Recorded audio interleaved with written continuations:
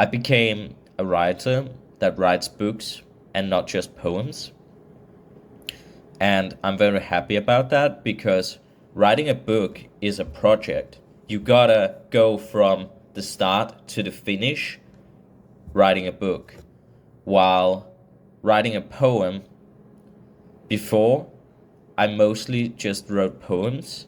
And so writing one poem is one project, but writing a poetry collection is taking all of these poems and collecting them, but also making them in the same style or whatever. So it's a bigger project, it's a bigger scope to write a poetry collection, to write a book. So I'm stronger after my psychosis because now I write books. Now I'm happier about who I am and the things I've been through. And I'm grateful for the experience to hear voices because now I experience another part of life. I experience tragedy, hearing voices, and that has made me more reflective and allowed me to think more about who I am and what I think. And it's made me a stronger person to have experienced chronic psychosis, to have experienced hearing voices.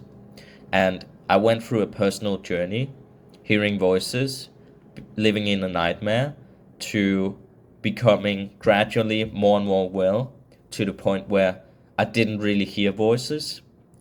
I still hear voices, but it's not as bad, and it's more of a background noise, and it's more something that comes and goes. My voices come and go, and I rarely can hear them, but it's just background noise. So my voices are background noise that annoys me sometimes.